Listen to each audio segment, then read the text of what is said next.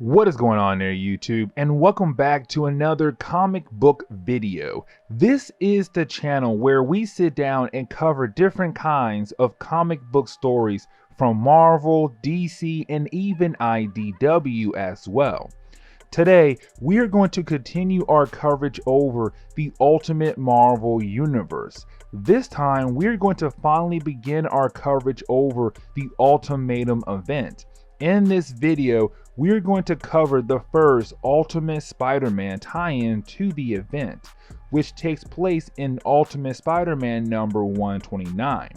Now later on today, we're going to cover Ultimatum number 1 as well, to kind of speed up the process of the whole event. But yeah guys, we are finally here. Ultimatum, the event that literally destroyed the Ultimate Marvel Universe. I do hope you enjoy today's video.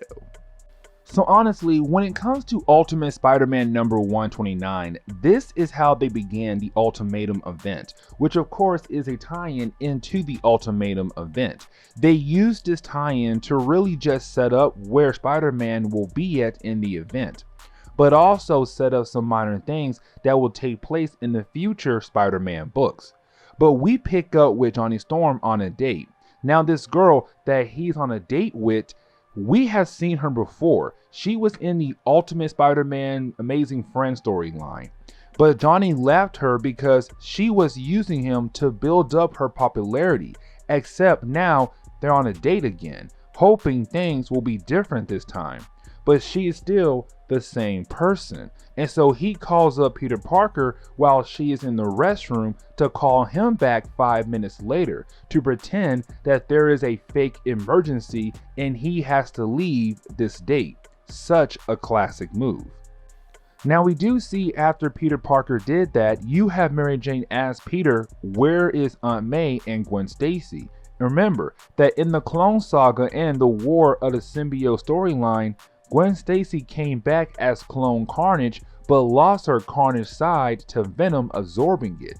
And so now she is a normal girl. And so Aunt May's goal is to get Gwen Stacy back into school. But the big problem is though, Gwen Stacy was declared dead to the world. And so when Aunt May goes to have a meeting with the principal, he's legit questioning how this is even possible. A young girl was declared dead, but she is not. The only thing that can help Aunt May is that S.H.I.E.L.D. gave her a note just stating that Gwen Stacy was involved in some S.H.I.E.L.D. stuff. And so please excuse the confusion on her death. Now this begins a new thing we kind of see in the Ultimate Spider-Man books, where the principal starts to question the connection of Spider-Man to the Parkers. Too many things point to them that there is a connection, but he does not tell Aunt May anything about him thinking that. Instead, he tells her how the school might get closed down because of how many things had happened at the school because of Spider-Man.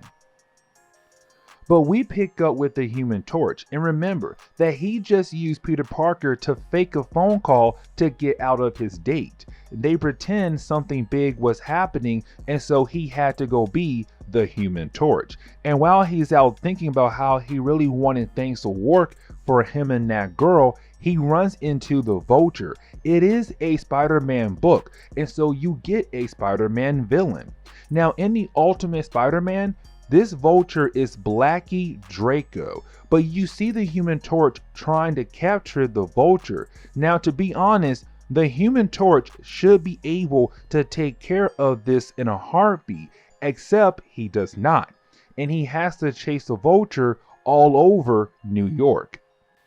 Now while the Human Torch is chasing after the Vulture, this leads into Spider-Woman aka Jessica Drew coming out of nowhere and helping the Human Torch take down Vulture. Like she comes in and she's done in about 2 panels of 1 page. But after doing that, this leads into the beginning of something Brian Michael Bendis does in the Ultimate Spider-Man comics, where the Human Torch has a crush on Spider-Woman and is trying to figure out who she is, because he knows that there must be some connection with her and Spider-Man. Now remember, in this universe, Jessica Drew is the clone of Peter Parker. Now this is where you have the story shift over to Peter, Mary Jane, Gwen, Kitty Pryde, and Kong getting ready to head over to the city to meet up with Johnny Storm, which of course leads into Ultimatum. But after the kids leave and Aunt May says goodbye, we see a random detective named Mary Lambeau, and she only appears in this storyline. But since a lot of things have happened to the Parkers, people are starting to think that there is some kind of connection to the Parkers and Spider-Man.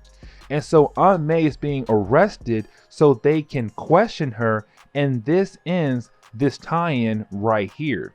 And guys, we are going to end this video right here. Now guys, please leave me a like down below and also subscribe for more comic book stories like this in the near future. Also, any suggestions on books I should read? Well, please let me know in the comments below, because you never know, your suggestion could be a future video down the road. Now guys, later today, we're going to cover Ultimatum Part 1, like the actual Ultimatum issue number 1 later on today. So please keep an eye out for that video right there. But guys, I do hope you enjoyed today's video.